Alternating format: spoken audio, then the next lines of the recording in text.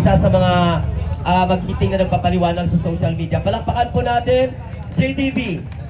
Sir JDB! Maraming salamat sa inyo. Malakasan ko, bakit? Okay. Yung tanong kanina, kung seryoso ba ang ating presidente, kung sabihin ko sa inyo kung hindi seryoso yun, ba't kami nandito? Ay. Hindi ho kasi, kaya ko sinabi yun, nababasa natin ang galaw ng utak ng presidente. Nagigets namin eh. Di ba hindi nyo pa napansin? Pag sinabi niyang no, tapos nagkakaroon ng pagkilos na kontra dun sa kanyang sinabi. Di ba? Tapos hindi na siya magre-react.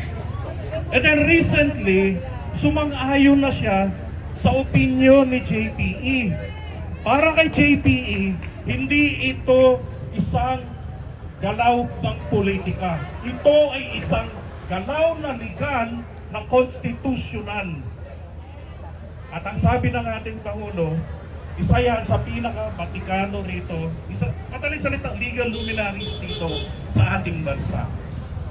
Diba? So ibig sabihin po nito, umaayon na ang Pangulo. Ayaw niya lang kasing direktahang magsalita.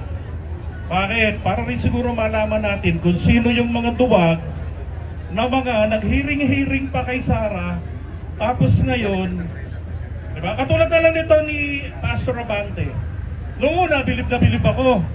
Anak ng baka, hindi pa tinatawag ng langit, umaatras na. Diba? Hindi rin naman siya kasama sa naghiring kay Sara, siya pa ang naunang umiyak. I-differ na lang daw natin. Taga-Quadcom ka. Ibang komite ang naghiring kay Sara. Diba? O anong ginaan pinagsasabi nito? Alam nyo naman na yun, balik-tari naman talaga lagi si Abante. Panahon pa ng ABS-CBN. Nung botohan, di ba? Ang atake niya against ABS-CBN. Nung botohan, bigyan natin ng chance. Tama, atras Abante. Okay, ulitin ko lang, kung hindi seryoso ang ating presidente, sa aming palagay, wala ho kami rito. Yun na lang po masasabi ko roon. Alam nyo, karapatan po ng mga Pilipino na itimaan ang pagbaba ni Sara sa pwesto. Kung ayaw bumaba, meron lang isang paraan na legal na naaayon sa konstitusyon natin. Wala hong iba kung hindi ang impeachment. Diba? At yung nagre-reklamo, bakit dumidinig, nag-iimbestiga, hindi naman sila COA, etong mga kongresista, mga kababayan, nasa ating konstitusyon na yung mga disbursements ng pera ng taong bayan, ito po ay subject ng full audit. At si Sara, ikinampanya namin noong 2021 hanggang 2022, isa na kayo, taga-call center po kami ni Philippines na ganyan po kami magsalita. Akala namin po kasi abogada magaling. Mas magaling pa pala tayo doon. Kayo, nakakaintindi kayo ng legalidad. Di ba? Ngayon, eto na. Teka, saglit. Kalma. Huwag kalimutan mag-like and subscribe. Ganito, alam po ni BP ang guidelines, yung guidelines sa confidential funds. Bakit? Laking conti funds yan eh. Di ba? Alam niya yun sa Davao pa lang. Ang guidelines pare-pareho lang. So hindi po ito isang mistake na nagka-leche-leche ang mga conti funds na kanyang hinawakan. Sinadya po talaga yan na baliwalain ang guidelines. Imagine na lang, naalala ko, sayang wala si Senator Risa Baby. Yun ang tawag ko kay Risa Ontiveros. Okay na yun kesa virus. Tawag ko Risa Baby. Pag natutuwa ako, I used to put baby. Kasi, naalala ko nung budget briefing nila sa Senate, together with Amy Marcos, Duterte nyo, sinabi niya yung confidential funds ginamit nila sa tree planting. Ginamit nila sa libreng sakay.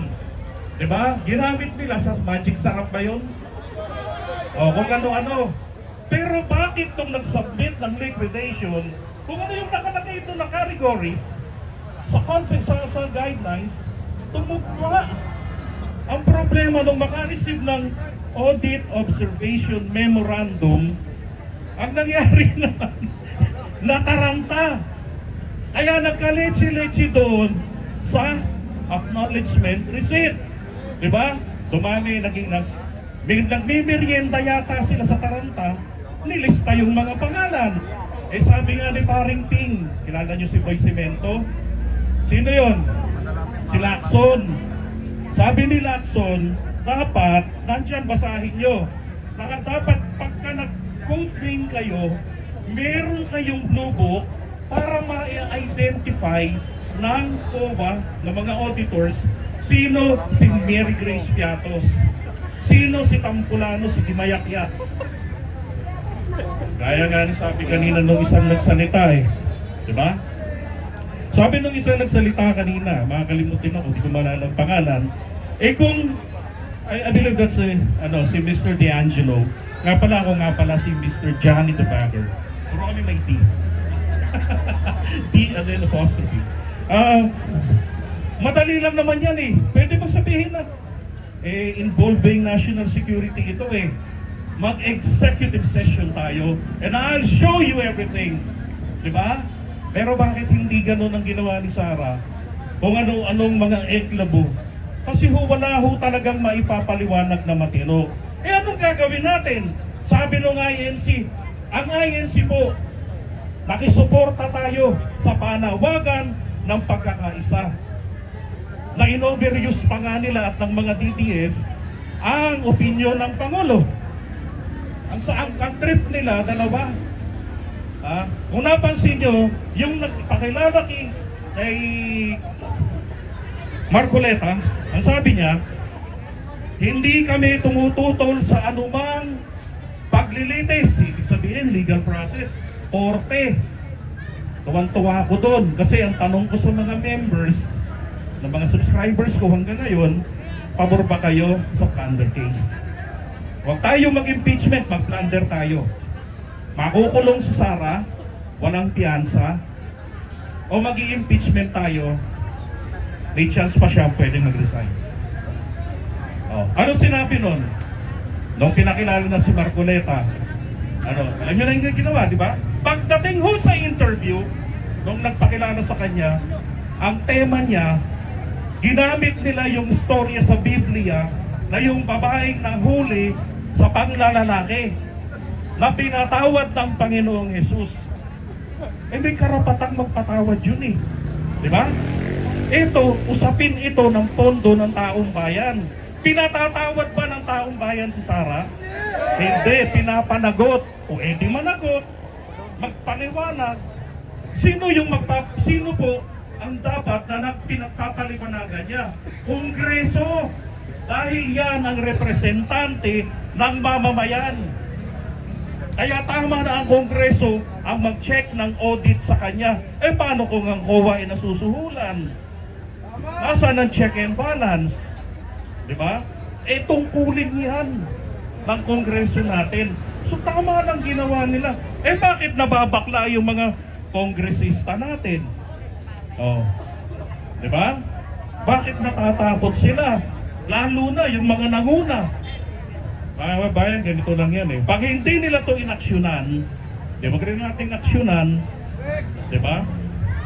Wag rin nating aksyonan ang application nila for re-election. Wag nating iboto. Sapagkat may panahon pa. Kapag dating ng February, at ang gagawin lang naman po kasi ng Congress, pipirmahan lang yan matapos na problema nila.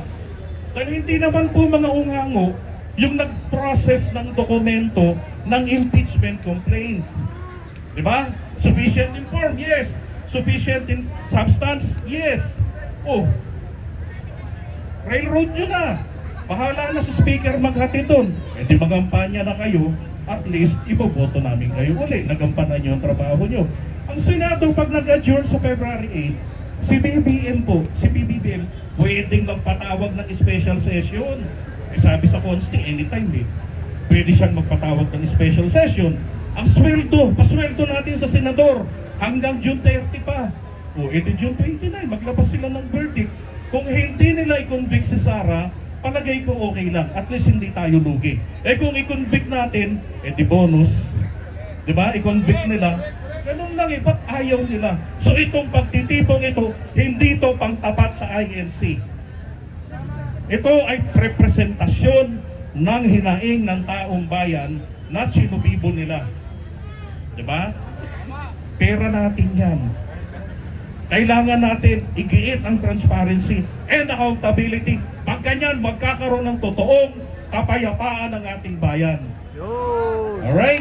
Maraming Alright. salamat sa inyo. Salamat, Sir JDB. Ayan, maraming salamat po kay Kuya JDB sa inyong mensahe kung bakit tayo narito.